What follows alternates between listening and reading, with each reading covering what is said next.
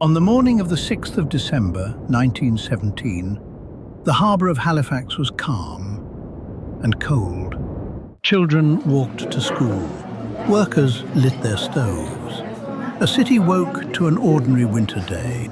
Within hours, much of it would be gone, erased by the largest man-made explosion the world had ever seen. This is the story of the Halifax Explosion. It was the third winter of the Great War, and Halifax was one of the busiest ports in the world.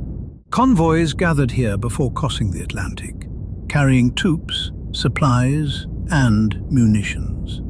A narrow channel, called the Narrows, linked the harbour to the basin beyond.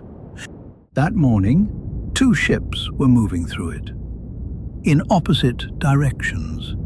One was the Emo, a relief ship, riding high and empty, running late and moving fast.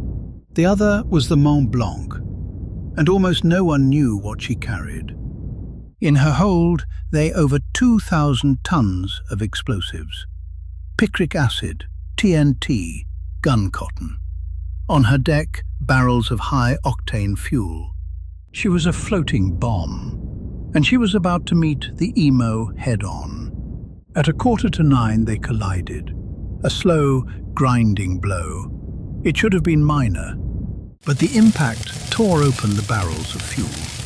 A spark caught, and the Mont Blanc began to burn. Her crew knew what was below.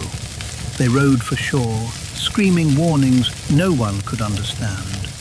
The burning ship drifted to a pier, and along the waterfront, people came to watch. They lined the windows, they stood in the streets. Children pressed their faces to the glass. For nearly 20 minutes, the Mont Blanc burned, a spectacle. No one knew they were watching a fuse.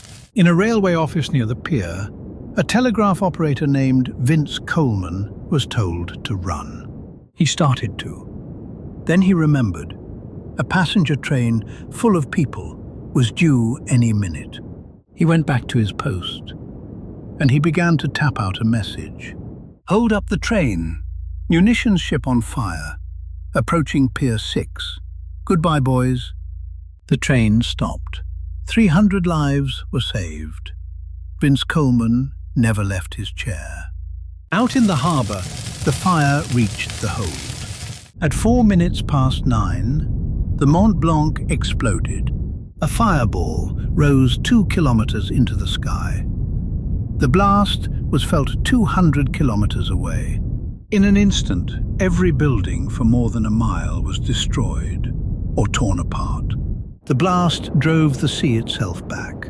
A wave rose 18 meters high and swept the shore. It erased an entire Mi'kmaq community at Tufts Cove. It was never rebuilt. Nearly 2,000 people were dead, 9,000 were injured, and many who had watched from windows were blinded by the glass. The next morning, a blizzard buried the ruined city in snow as survivors searched for the missing. Help came from everywhere, and from Boston most of all.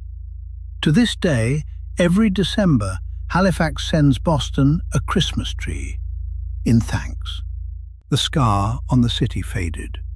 But Halifax has never forgotten the morning the harbour turned to fire. If you'd like more dark, true stories from history, subscribe and stay a while.